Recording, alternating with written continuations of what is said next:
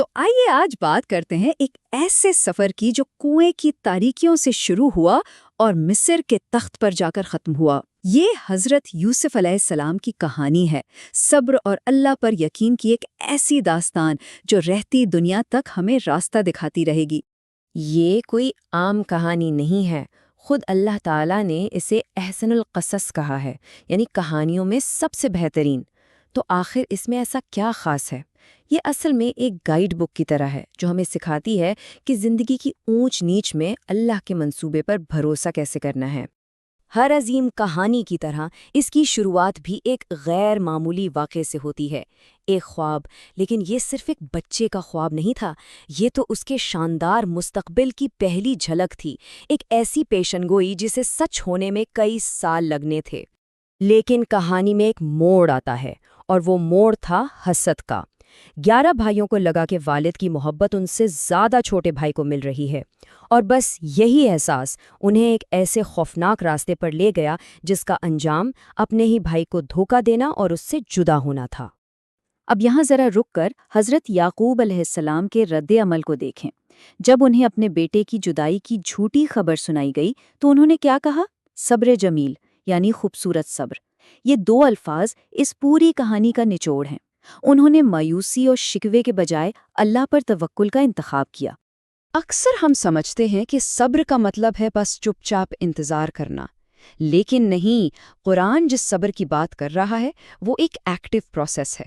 اس کا مطلب ہے مشکل میں ڈٹے رہنا، ہمت نہ ہارنا اور اللہ کی رحمت سے امید لگائے رکھنا۔ یہ انتظار نہیں، استقامت ہے۔ تو کنویں کی تاریکی سے تو نجات مل گئی، لیکن کیا یہ آزادی تھی؟ نہیں، بالکل نہیں۔ یہ تو ایک آزمائش سے نکل کر دوسری، اس سے بھی بڑی آزمائش میں قدم رکھنے جیسا تھا، جہاں انہیں ایک چیز سمجھ کر ایک غلام کے طور پر بیچ دیا گیا۔ اور یہاں سے کہانی کا اگلا مرحلہ شروع ہوتا ہے، مصر کی سرزمین پر۔ اور یہ امتحان پہلے والے تمام امتحانوں سے کئی زیادہ سخت اور ذاتی نوعیت کا تھا۔ سوچیں، ایک نوجوان اپنے گھر سے، اپنے لوگوں سے بہت دور، اور وہاں انہیں ایک ایسی آزمائش کا سامنا کرنا پڑا جو کسی کے بھی ایمان اور کردار کو ہلا کر رکھ دے۔ یہ گناہ کی دعوت اور اپنے اصولوں پر قائم رہنے کے بیچ ایک بہت بڑا امتحان تھا۔ اور حضرت یوسف علیہ السلام کا جواب دیکھیں، انہوں نے کیا چنا؟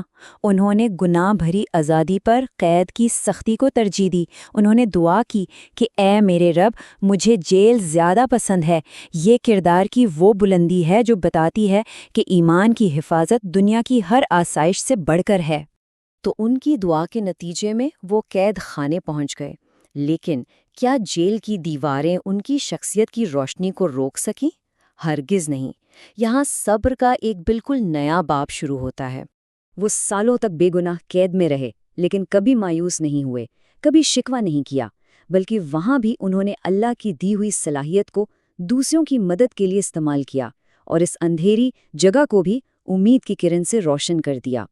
اور پھر کہانی ایک فیصلہ کن موڑ لیتی ہے۔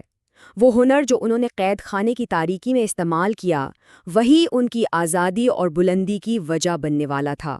مصر کا بادشاہ ایک بہت ہی عجیب خواب دیکھتا ہے، ایک ایسا خواب جس نے اس کے تمام عالموں اور مشیروں کو پریشان کر دیا۔ کسی کو کچھ سمجھ نہیں آ رہا تھا، اور تبھی پورے ملک کو قید خانے میں بند ایک شخص کی حکمت کی ضرورت پڑی۔ حضرت یوسف نے صرف خواب کا مطلب نہیں بتایا، بلکہ انہوں نے آنے والے بحران سے نمٹنے کے لیے ایک مکمل معاشی منصوبہ بھی پیش کر دیا۔ انہوں نے بتایا کہ کیسے خوشحالی کے سالوں میں تیاری کر کے قحط کے سالوں میں پورے ملک کو بھوک سے بچایا جا سکتا ہے۔ یہ صرف خواب کی تعبیر نہیں تھی، یہ ایک لیڈر کا ویژن تھا۔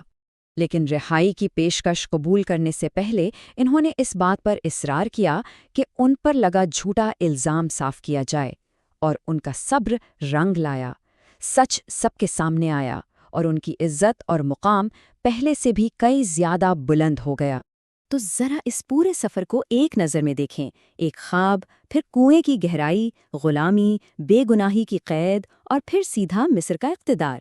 ہر قدم ایک نئی آزمائش تھی، لیکن ہر قدم پر صبر اور یقین نے انہیں پستی سے بلندی کی طرف ہی پہنچایا۔ اور اب ہم کہانی کے عروج پر پہنچتے ہیں، وہ لمحہ جب سالوں کی جدائی، صبر اور دعائیں آخر کار رنگ لاتی ہیں، اور بچھڑا ہوا خاندان دوبارہ ملتا ہے۔ یاد ہے ہم نے شروع میں حضرت یعقوب کے صبر جمیل کی بات کی تھی؟ یہاں دیکھیں، دہائیاں گزرنے کے بعد جب ان کا دوسرا بیٹا بھی ان سے جدا ہوتا ہے تو ان کے الفاظ پھر وہی ہیں، صبر جمیل۔ مطلب اتنے سالوں کے غم کے باوجود ان کا اللہ پر بھروسہ ذرا برابر بھی کم نہیں ہوا۔ جرس منظر کا تصور کریں، قحط کی وجہ سے وہی بھائی اناج کی تلاش میں مصر پہنچتے ہیں اور مدد کے لیے کس کے سامنے کھڑے ہوتے ہیں؟ اپنے ہی اس بھائی کے جسے انہوں نے کبھی مرنے کے لیے چھوڑ دیا تھا، اور وہ اسے پہچان بھی نہیں پاتے۔ وقت کا پہیہ کیسے گھومتا ہے۔ یہ اس کہانی کا سب سے طاقتور لمحہ ہے۔ جب حضرت یوسف اپنی پہچان ظاہر کرتے ہیں تو کیا وہ بدلہ لیتے ہیں؟ نہیں، وہ کہتے ہیں آج تم پر کوئی الزام نہیں، اور انہیں معاف کر دیتے ہیں۔ یہ سبق ہے کہ معاف کرنا، خاص طور پر جب آپ طاقت میں ہوں، انتقام سے کئی بڑی طاقت ہے۔ اور آخر میں پورا خاندان مصر میں اکٹھا ہوتا ہے، اور جیسے ہی ان کے والدین اور 11 بھائی ان کے سامنے احترام میں جھکتے ہیں، وہ بچپن کا خواب ایک جیتی جاگتی حقیقت بن کر سامنے آ جاتا ہے۔ یہ اللہ کے منصوبے کی شاندار تکمیل تھی۔ تو اس بہترین کہانی سے ہم نے کیا سیکھا؟ ہم نے سیکھا کہ ہماری زندگی کی مشکلیں اللہ کے کسی بڑے منصوبے کا حصہ ہو سکتی ہیں۔ ہم نے سیکھا کہ سچا صبر امید کے ساتھ ڈٹے رہنے کا نام ہے، یہ کہ معافی میں کمزوری نہیں، طاقت ہے، اور اصل کامیابی کردار کی مضبوطی میں ہی ہے۔ یہ کہانی تو مکمل ہو گئی، لیکن ہم سب کے لیے ایک سوال چھوڑ گئی۔ سوال یہ ہے کہ جب ہماری اپنی زندگی میں آزمائشیں آتی ہیں تو صبر جمیل، یعنی وہ خوبصورت صبر، ہماری زندگیوں میں کیسا نظر آ سکتا ہے؟ اس پر ضرور سوچیے گا۔